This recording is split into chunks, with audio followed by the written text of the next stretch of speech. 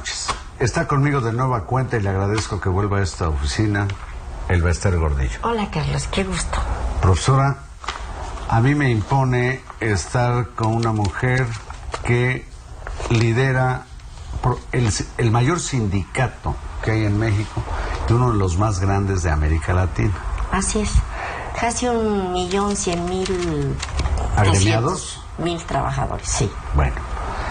El caso es que a mí me sorprende, profesora, haberle escuchado en otras ocasiones, hace ya años o meses, una serie de expresiones que yo diría empatan plenamente, según yo, con la nueva ley de educación o la reforma a la educación que ha promovido el presidente Enrique Peña Nieto. Entonces me sorprendió que hace unas semanas usted pues declarara no una guerra, pero sí una especie de movilización pacífica, o no sé cómo le llaman, sin matar clases, a una protesta contra esa reforma educativa. ¿Cuál es el conflicto? Usted seguramente, hay que deducir, está en contra de la calidad de la enseñanza, en contra de la evaluación al magisterio, cosa que yo a usted le había escuchado algo distinto. ¿Cuál es el problema? Carlos, gracias por la oportunidad de aclarar. Primero, que me interesa, un principio de sentido elemental de cualquier maestro, del maestro más modesto y de su propia dirigencia como deber, porque también tenemos hijos, es el tener una educación de excelencia, de gran calidad, que nos permite en el contexto mundial y nacional estar en condiciones de garantizar una vida en paz, de garantizar armonía entre todos, de tener alta competencia, de poder acceder a un empleo, de tener conocimientos, valores que son medulares. Entonces, sí estamos con la reforma.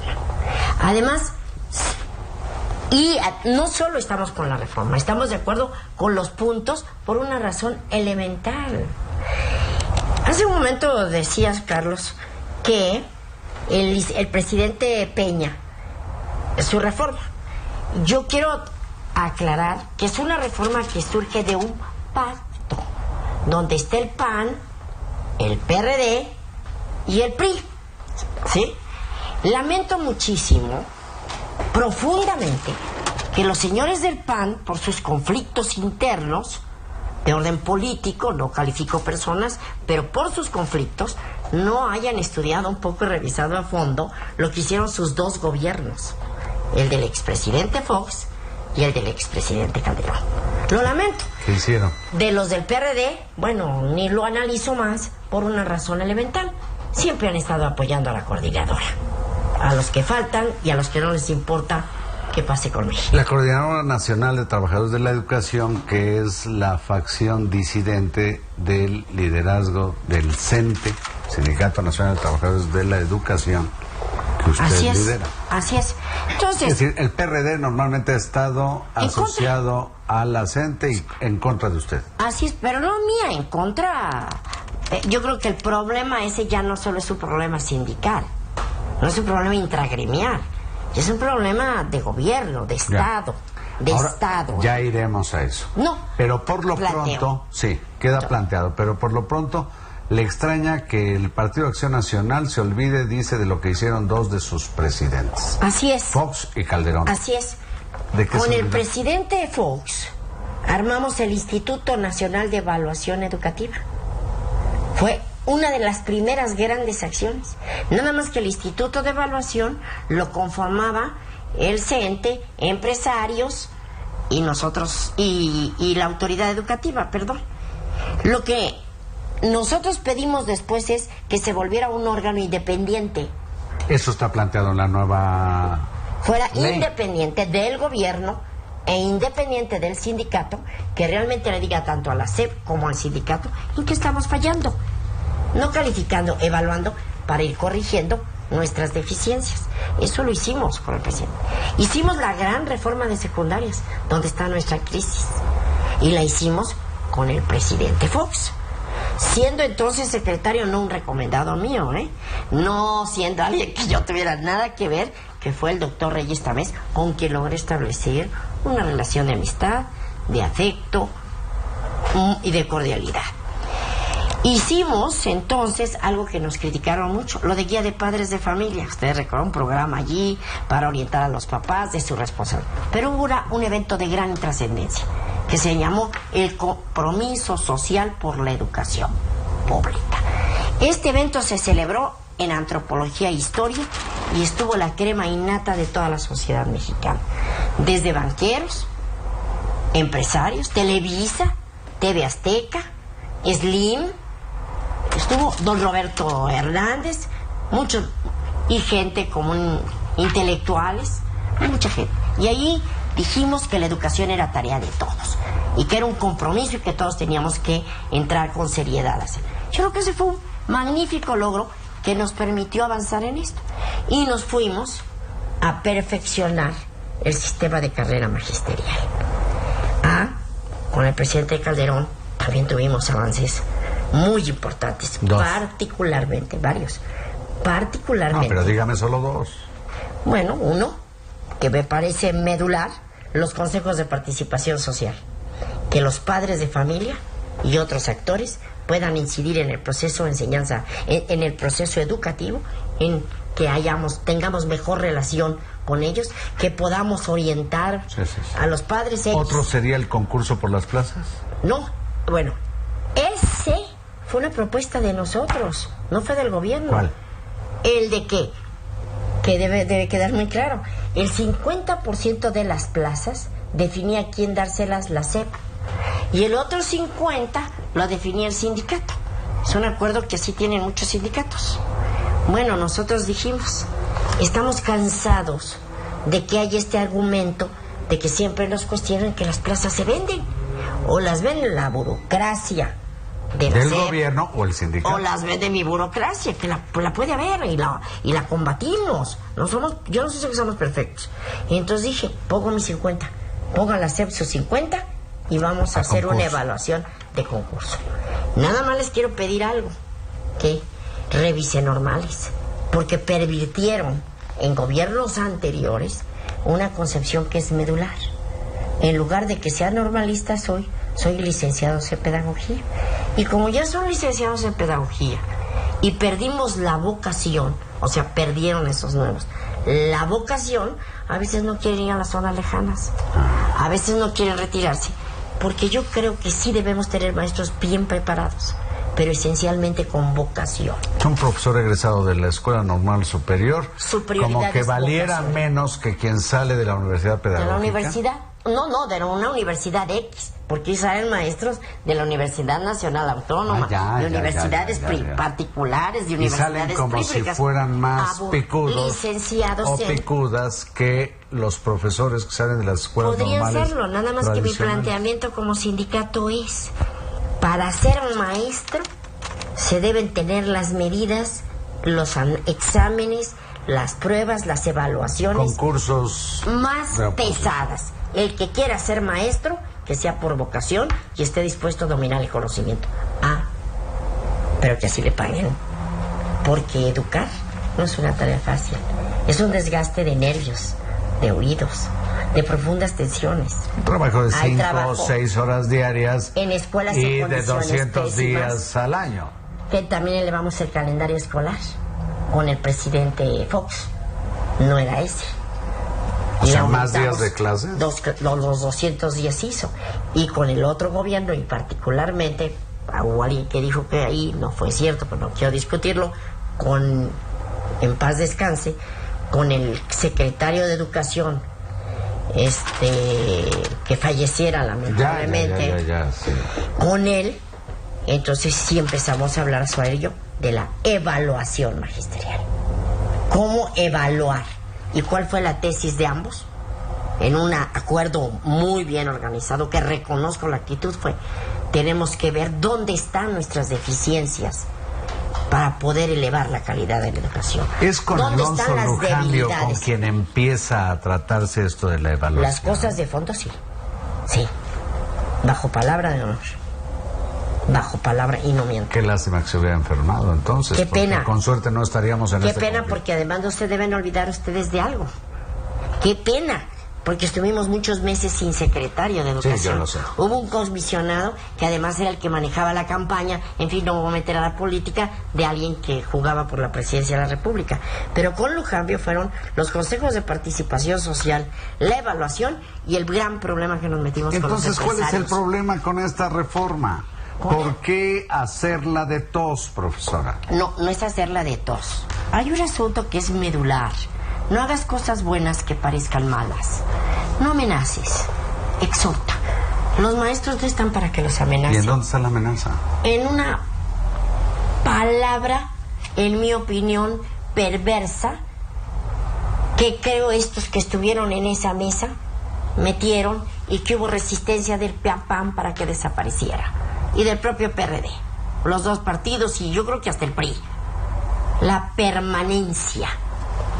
La permanencia pervierte la propia evaluación, va contra la evaluación. Pero perdón, yo creo que una persona que no se desempeña como se espera en su trabajo, pues ni hablar, pues que dedique a tocar violín o violón, pues que se dedique a otra cosa. Sí, nada más que hay reglamentos. Si las condiciones generales de trabajo que desde 1943 están, hay que adecuarlas, las adecuemos. Pero no las han querido revisar. Pero a ver, aclaremos. Un maestro que falta, a sus 3 faltas se le exhorta a no faltar y se le descuenta. Un maestro que incide faltando otros 3 días es sujeto a cese. Así lo marca la ley. ¿Y ha ocurrido? Si alguien falta, sí. Hace poco ocurrió. Y en un estado donde ayer estuve, 40 cesados. Y no puedes decir que yo estuve protestando porque no lo hiciera. Por no aplicar las normas que había que aplicar. Sí se aplica. En algunos sí. Donde disfrutan de toda la impunidad con algunos señores gobernadores que son omisos en aplicar la ley. Yo quiero que el gobierno recupere la rectoría del Estado en materia educativa. Vamos, si le parece, profesora, a dejar en puntos suspensivos este pedazo de la conversación, porque a propósito de rectoría del Estado, yo le dejo planteado, el Estado la perdió y se agandalló el CENTE que usted lidera con la rectoría en materia de educación. Si le parece bien, permanezca acá y de ustedes me despido por esta noche. Mañana seguimos con el Bester Gordillo.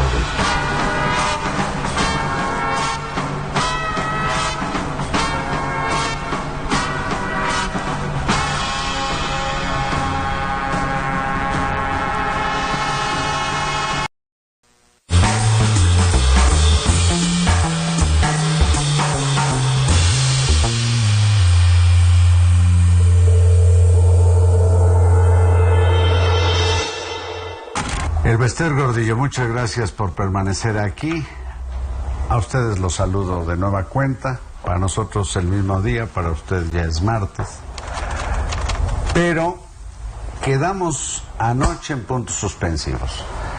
La Rectoría del Estado en materia educativa, según ha reconocido el secretario Emilio Chuaifet,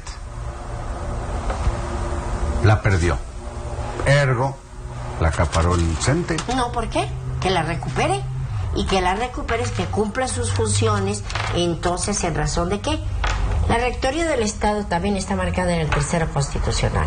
Pero perdón, si el Estado perdió la rectoría, eso no es mi ¿quién responsabilidad? Rectoreó la educación? Pues yo no sé, pero... No, algo debe saber, usted tiene obligación de saber. No. Lo que yo puedo decir es que ha habido deficiencia en el manejo de la SEP. ¿Cuántos secretarios han pasado de educación en varios sexenios? Sí. ¿Cuántos pasaron con el presidente Salinas?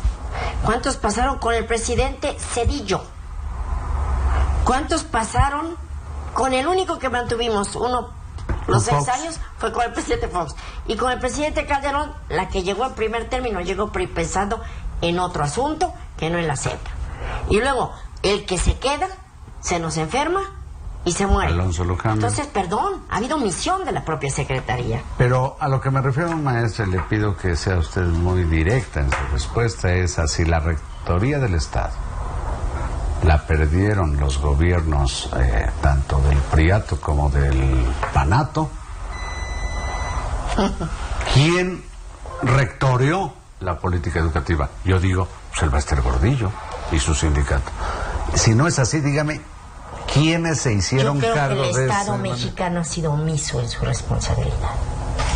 ¿Por Y dejarle muy todo el omiso. poder a usted? No, ojalá. ¿Entonces a quién? Y digo, ojalá si se tratara de poder por poder para hacer cosas. Ah, no. Si se tratara para hacer cosas. No. A ver, vamos aclarando. Primer asunto que el Estado, en mi opinión, debe recuperar y debemos revisar a fondo. ¿Es la educación la que está mal o nuestro sistema educativo? Sí es la educación, nada más que la educación es general, pero el sistema es una responsabilidad del Estado mexicano. Sí. Y es un deber y una obligación de cualquier gobierno de darla laica, pública, gratuita, popular. Y en todos los niveles. Esa es la posición del CENTE. Esa es la nuestra. Segundo, que sí sea de excelencia y de calidad. ¿Por qué? Porque pasamos de una escuela popular a una escuela moderna, a una escuela diferente. Ya no estamos en el siglo XX. Sin embargo, seguimos operando como el siglo XX o siglo XVIII. ¿Sí? Entonces, lo que la SEP quiere es un cambio estructural, de a de veras ir al fondo. ¿A qué se refiere? Me refiero a que revisemos si estamos correctos en licenciados en pedagogía o no debiéramos recuperar la vocación en la licenciatura o en el normalismo. Yo estoy por el normalismo, pero debatamos de fondo si los gobiernos han decidido qué misión le van a dar al maestro, qué maestro queremos para el siglo XXI, para formar ese ciudadano que hoy requerimos. ¿Esto afecta solamente las escuelas públicas o también A todas. incide en las escuelas particulares? Más en todas. Desde el momento que se permitió que la formación de maestros cualquiera pudiese intervenir, vía la licenciatura, pedimos algo que a mí se me hace que es gravísimo, que es la vocación. Nuestros viejos maestros ganaban poco, a veces no sabían mucho, pero se preocupaban por prepararse, por leer, pero tenían una profunda vocación. Ahora, querer responsabilizar a los maestros que la calidad de la educación en sus niveles en que está es su compromiso, su responsabilidad, se me hace muy injusto. ¿Por qué? Primera, porque tendríamos que ver las condiciones en que los maestros dan clases, tanto en las instalaciones como lo medular, lo más sentido. A lo mejor abajo de un árbol podríamos, siempre y cuando nuestros niños estuvieran alimentados, siempre y cuando los ojitos de nuestros niños estuvieran bien, siempre y cuando no hubiera tanta violencia intrafamiliar. Han cambiado muchas cosas. Siempre y cuando las mujeres no tuvieran que salir a trabajar y los niños se quedaran sin papá, sin mamá, solos. Por eso hemos pedido escuela de tiempo completo. Por eso iniciamos el programa de escuela de tiempo completo en el gobierno anterior. Y por eso felicitamos al presidente haber retomado esto, claro, en esa mesa de negociación, pero los señores de los otros partidos, el presidente está actuando con claridad en lo que quiere en el tema educativo. Con claridad, pues estamos en otras eso. cosas según su iniciativa, pero los profesores que se han evaluado, si no den el ancho, pues viene o queda en riesgo su permanencia. No coincido ni con el presidente, ni con su mesa, ni con ellos. Es algo que no podemos permitir, por una elemental razón. Usted dice que no son responsables de la totalidad del resultado, digamos. Así es. Del que sería el aprovechamiento educativo del escolapio. No somos. Sí tenemos una parte medular, no la dudo. Para educar se requiere del maestro. Pero necesitamos nuevas ¿como de tecnologías. qué tanto se les puede responsabilizar? Pues uno llega, deja... Al otro día yo veía una entrevista de Luis Castro. Sí, eso me dijo contigo. El líder ¿Tú del recordarás panel, lo que te que dijo? me citó una cosa que no he corroborado, no sé si me dio el avión o me mintió, que la OCDE dice que el profesor es responsable de solo el 30% del sí, lo dice resultado. la OCDE, es una parte de lo que dice la OCDE, que eso es real. ¿Y cuáles son nuestros problemas? Pues digan lo que digan, las circunstancias de pobreza, de miseria en que muchísimos están. Tenemos 160 planteles escolares. De esos 160 serán 160,000. 160,000, correcto. Gracias por corregirme. No, bueno, 160. No vale las matemáticas, tengo que ir a tomar un curso. Sí. México es un poquito más grande. Sí, no, ya. 160,000 escuelas. De esas, 60,000 son en 2 turnos, o sea, de tiempos de 2 turnos completos. En una misma instalación. Personal de apoyo, en una misma instalación, con personal de apoyo, con directivos y todo. Pero 100,000 son unitarias. Son escuelas, ¿qué es eso? son escuelas donde no hay director, hay un solo maestro, o pueden haber 2, 3, 4 maestros, pero no más. Y las instalaciones están en condiciones precarias. Eso no se dice. No se dice también, y con toda franqueza y claridad, que la Constitución marca el deber que el Estado tiene, a través de del gobierno, de la Secretaría de Educación Pública, de dar programas de actualización y superación profesional. A ver, ¿dónde están? Pues se dieron en el gobierno anterior, pero mínimamente a lo que realmente requerimos. Entonces, hay que actualizar a los maestros. ¿Para qué es la evaluación? ¿La evaluación es calificación? ¿De veras compartimos hoy todos la idea de que a los niños hay que calificarlos? Cada vez que repruebas a un niño, lo marcas para que no pase año, güey. Claro. Pero si lo evaluamos... Lo determino. Claro. Y determino su futuro. Claro. Entonces, lo tenemos que evaluar, tenemos que ver por qué ese niño no está dando el rendimiento que se requiere. Y muchas veces es porque a lo mejor en la casa le pegaron, o vio que los papás se pelearon, y no puede con el o proceso. El profesor no tenía, o el maestro no tiene, o el maestro no tiene la buena metodología para entrar. También puede Entonces, ser, ¿qué habría que hacer con ese profesor? Darle oportunidad de que se actualice. Prepare, se actualice, se capacite. Y lo que también se establecía ya, hay un salario profesional, hay un apoyo al maestro que trabaja. Al que no trabaja no hay por qué pagarle más. No, si eso no estamos de acuerdo. Pero al que trabaje hay que estimularlo, hay que apoyarlo. Por eso, por esa vertiente de carrera magisterial y la otra, salario profesional. Estamos con evaluación profesionalizamos el desempeño de los maestros. A ver, profesora, si me permite, magisterial. El problema actualmente del sindicato frente a la reforma educativa se centra en la palabra permanencia. Sí. Es decir, si desapareciera es decir, si no corrieran el riesgo los profesores de ser, digamos, despedidos. No tenemos ningún inconveniente. Y adelante la reforma adelante educativa. toda, no, adelante. En mucho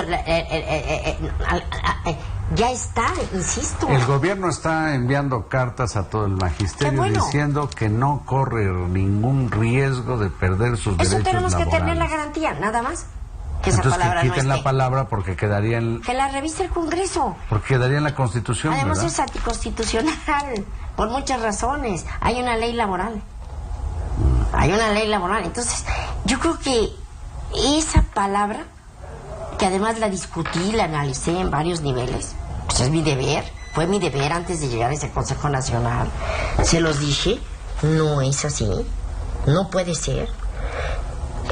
Sí hay una frase en esa parte que dice se respetarán los derechos de los trabajadores, pero el solo hecho de la palabra a cualquier maestro le genera incertidumbre, y al que vaya a ser maestro lo mismo. Si quitan la palabra no hay problema. No, ninguno. Contra eso. Profesora, nos quedan 2 minutos este martes. Por lo visto, creo que usted va a tener que aprovechar esos 2 minutos para responderme. ¿Es o no cierto que tienen razón quienes, a propósito de la reforma educativa, han insistido, adversarios de usted, dentro y fuera del CENTE, en poner en tela de juicio su liderazgo, su antidemocracia, su falta de transparencia, o eso dicen, del sindicato, en el manejo de las finanzas? Y pues me gustaría que usted me respondiera concretamente lo que le estoy diciendo. Ni soy líder moral, ni soy una líder permanente, ni los adjetivos que han puesto. He sido electa por voto secreto. Ahí está, se demostró públicamente por mis compañeros como dirigente. Yo soy dirigente que da la cara, no estoy atrás del trono. Y todo el tiempo que he estado es así. Respecto a la transparencia, acabamos de tener una gran reforma educativa donde habrá un observatorio que será único en América Latina, ya no digamos México, y creo que en el mundo solo hay 3. Y en ese observatorio tendremos que rendir cuentas de los dineros y de lo que somos eficientes sindicalmente o no. ¿Una reforma educativa dentro del sindicato? No, no es una reforma educativa dentro del sindicato. Es una reforma administrativa. Sindical, perdón. Es que la verdad que tú me intimidas más de lo debido. No, pues eso me da gusto. Eso es la real. Eso me da gusto, porque 2 minutos. normalmente... La reforma estatutaria no la hemos dado a conocer porque entramos a este conflicto. Pero tenemos una de las reformas de mayor trascendencia en el mundo gremial. A ver, yo que pago mis impuestos, voy a saber, metiéndome a la computadora, a dónde va cada peso del erario que llega por vía de las cuotas al sindicato? Sí, pero no solo por una página de internet, sino a través de un observatorio que no tiene nada que ver con el sindicato, que será de iniciativa privada y avalada por órganos internacionales. Bueno, esto y eso es. me y además, sorprende. Si le parece bien, además, le continuamos a una tercera emisión aquí para que usted nos siga asaltando la razón. Muchas gracias, profesora, por permanecer aquí. Mañana la seguimos escuchando.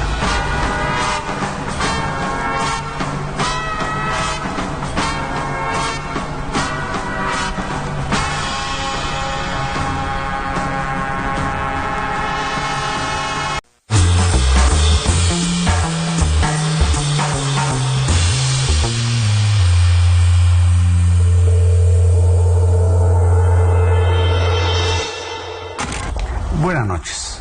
Ustedes recordarán, yo me fui de espaldas casi al escuchar que la profesora Elbester Gordillo, muchas gracias por permanecer aquí, dice que habrá un observatorio que vigile, haga seguimiento de las finanzas del sindicato. Y de la eficacia de la función de sus dirigentes. El que seamos eficaces para los trabajadores. Por eso, pero verá cuánto ingresa todo, por vía de cuotas. Absolutamente y todo. ¿Cuál es el destino? Y en todas de las secciones del país y en todos los rubros. Absolutamente. Bueno. Además me comprometo, Carlos, a que la sociedad esté viendo que esto ya es un hecho en el mes de febrero. En febrero. En febrero. Así lo acordó el Consejo Nacional. No, bueno, en 2 días, perdón. En unos días, febrero. Digo que en unos días empieza febrero. Pero, a ver, profesora, otro punto yo considero muy, muy torpedeable de su gestión como lideresa. Pues estas historias sobre los comisionados del sindicato. Y resulta, a mí me llama la atención que haya, al parecer, no sé, más de 10,000 comisionados. Digo, pues, ¿qué harán? Bueno, se han dado cifras de 10, 12,000 comisionados. Una de esas denuncias la hizo el gobernador de Guerrero, que dijo que había comisionados que ganan una fortuna para lo que viene a ser un ingreso digno, decoroso, explicable de cualquier profesor. ¿Qué con los comisionados? A ver, hay un asunto bien grave y bien interesante de analizar. Hay diferentes tipos de comisionados. Cuando nosotros hablamos del observatorio, hablamos de los que están comisionados en el sindicato para tareas eminentemente sindicales. Tenemos que rendir cuentas a la sociedad en su conjunto y en particular a los trabajadores qué funciones están haciendo estos comisionados. Sí es cierto que hay comisionados en el CENTE y lo cierto que no pasamos de 6,000 comisionados en todo el país, con todas las secciones. Pero hay miles de comisionados, porque resulta que la estructura, los cuerpos colegiados que cada entidad se hace para analizar temas que van desde la escuela segura, temas que van desde matemáticas o cualquier tema que quieran estudiar o analizar, pues se estudian con maestros de grupo que la autoridad educativa comisiona para que haga ese trabajo durante un tiempo. Pero no solo eso, vamos a lo más grave y lo más profundo. ¿Cuántos directores de escuela hoy están comisionados sin tener plaza de director? No tengo la menor idea. El 80%. ¿Y en dónde están comisionados? En las escuelas. Entonces, son maestros de grupo que los sacaron, los comisionan como directores, no les dan su plaza de directores y los tiene comisionados la autoridad. A ver si entiendo bien.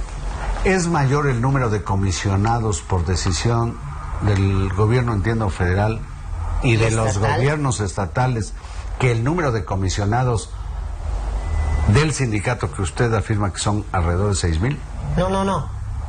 Puedo prometer que puedo dar las cifras exactas y puntuales el día que me digas. Bueno, en este momento yo le estoy preguntando. ¿Es mayor mayor el número de comisionados del gobierno que del sindicato? Es todo. Toda la estructura administrativa del gobierno está comisionada. Son maestros que salen de las aulas y se van, no a hacerse flojos, sino a hacer gestión de trabajo. ¿Por qué? Se van a la burocracia, digamos, educativa de los gobiernos. Hace más de 20 años que no se crean plazas de directores. Tenemos miles de maestros sin base, que cada determinado tiempo les tienen que estar renovando su interinato. ¿Qué es inestabilidad laboral? Eso no la podemos permitir. De veras existe. Ese problema de los comisionados, sí tenemos 6, y lo demuestro, y va a salir ya. Por eso, como 6,000. 6,000. Pero son más mucho más los que trabajan para autoridades, se supone, educativas en los estados y para la federación. No solo el 100% más, Los miles de que han hablado algunos personajes que no quisiera mencionar, están comisionados por la autoridad educativa en funciones que no les competen, pero para no pagarles lo que les debe pagar. Ya. Doctora, a estas alturas de su experiencia al frente de un sindicato tan grande, se dice muy poderoso, como el de trabajadores de la educación,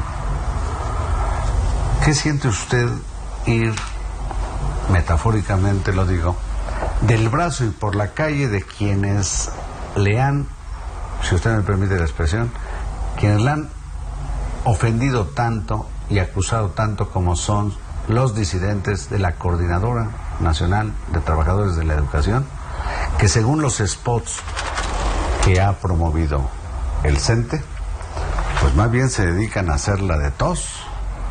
¿Qué siente que ahora coinciden en ir en contra de la reforma educativa, así sea con un punto razonablemente explicable, como es esto de la permanencia? Bueno, en alguna cosa tenemos que coincidir, y por primera vez coincidimos en que es inaceptable la palabra permanencia. Ahora, en lo que no vamos a coincidir nunca, ¿y qué siento? Pues muchas cosas, muchas preocupaciones, muchas angustias. Pero a partir de coincidir en un punto se puede coincidir también, por ejemplo, en que de pronto el Bester Gordillo anuncie un paro nacional de jamás pararíamos. De nosotros clases. No vamos a afectar a ningún niño, porque nuestra vocación es ser maestros. Lo decimos con toda claridad. Los maestros que sí queremos ver bien a México. Nosotros estamos, no habrá suspensión de labores ni nada por el estilo. Nosotros lo haremos en el marco del hecho. Ahora, lo que yo lamento en tu anterior diálogo, Carlos, es que el gobernador de Guerrero hable de que tiene 12,000 comisionados y lo permita. ¿Cómo puede tener 12,000 comisionados y no aplique la ley? Si en todo el país el sindicato, según usted, solo hay 6,000. Los que no están trabajando, a ver, que diga quiénes son. Lo que no es ético, no es responsable que digan hay 12,000 comisionados y no aclare dónde. Pues, ¿quién los tiene comisionados? Él. Perdón, ¿es en Guerrero no? O en Michoacán donde el gobierno, la autoridad educativa, aceptó que las plazas ¿En Guerrero? se leguen a los hijos? ¿En Guerrero? En Guerrero. El mismo gobernador. En Guerrero. Y también, ¿qué está pasando? ¿Qué nos pasó en Oaxaca? Pues en Oaxaca, desde el gobierno de, con todo respeto, el señor Diodoro, y antes quien era líder de la CNC y los demás, le daban toda la nómina a ellos para que ellos pagaran, ellos la subsidiaron, y ahí está el monstruito que crearon. Entonces, no es cómoda. La coordinadora es una corriente, es un grupo que está en el CENTE, pero no es el CENTE, ¿eh? Ellos tienen nombre, se llama Coordinador. Sí, nosotros de hecho, somos el Sindicato Nacional de Trabajadores de hecho, con presencia en varios estados, la coordinadora tiene una única sección, que es la 22 de Oaxaca. En este momento así es. ¿Estoy bien o mal? Así es. Y nos tiene tomados el edificio en Michoacán, y no podemos hacer nada porque pues están dueños del edificio. Donde no hacen la mayoría como para hacerse la secretaría. Y en la 9, por ejemplo, que es el caso del Distrito Federal, ¿no? El Congreso se tuvo que nulificar porque no reunió los requisitos. Estamos en ese debate, en esa discusión. Sin embargo, pues el edificio está en manos de ellos y condiciones. ¿Y qué hacemos? Pues, ¿qué siento? ¿Quiere que le diga? Carlos, ¿de veras quieres que te diga? Una enorme frustración de que realmente no se aplique el Estado de Derecho y no recupere la SEP, la Rectoría y el Estado. Yo deseo que la recupere para bien de la educación pública y no en ánimo de golpes ni nada. Hace un momento lo decías. Tuve alguna diferencia con el hoy secretario de Educación. Esos son problemas personales o pueden ser problemas políticos. Yo me lo veo como político. al señor secretario de Educación, quien puede tratar con él. Se le acaba de entregar el pliego petitorio, lo hizo el maestro Juan Díaz, con mi propia firma, negociará con ellos. Yo no soy la dirigente del Comité Ejecutivo Nacional. Sí. Hubo un cambio en el estatuto. Sí, pero a usted se yo le soy reconoce responsable de lo que pase. Como pues una lideresa por encima del secretario general del sindicato. Pero a ver, aclarando una cosa. Muchos dicen que soy muy poderosa. ¿Yo? Gracias. Y quisiera, si es cierto, es que se entendiera una cosa. Lo único que hemos tratado es de contribuir y llenar vacíos que muchas veces el gobierno no ha hecho. Sí, los huecos hemos se hecho llenan. Propuestas, pero pero se llenan con propuestas. Lo que hemos hecho es propuestas educativas, propuestas para mejorar la calidad de la educación, asumir retos para... Ahora, en cuanto a mi persona, no es agradable. Lamentablemente, por eso creo en la educación. Profesora, concretando, ¿el problema actual se resuelve si se quita la palabra permanencia? Sí. De la nueva ley educativa que se propone. Con esa ley, pero que quede clara, esa no es la gran reforma de la educación. Ahora, profesora, aunque usted no se dedica a la adivinación de la suerte o del futuro, dígame, ¿cómo visualiza usted el desenlace de este problema que algunos pensamos que podría volverse un gran conflicto? Espero que haya habilidad de que les compete la cuestión política, de lograr acuerdos, consensos, para que no haya esto más. Acuerdos, pido sensibilidad del gobierno para entender que no es un problema de personas, es un asunto de dignidad y de derecho humano.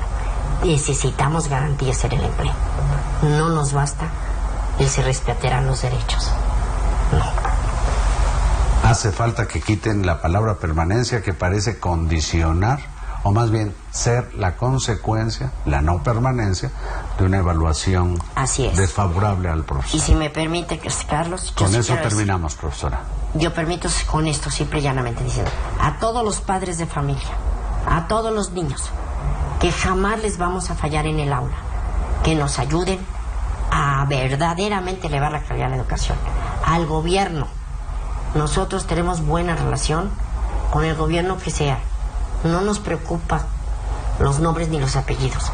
Nuestra voluntad es servir, pero por una defensa de la educación pública de excelencia. Y clarísimo queda, aquellos grupos de empresarios que me ven como adversaria porque quieren administrar la educación, les debo decir con claridad, estando yo o sin mí, no lo vamos a permitir.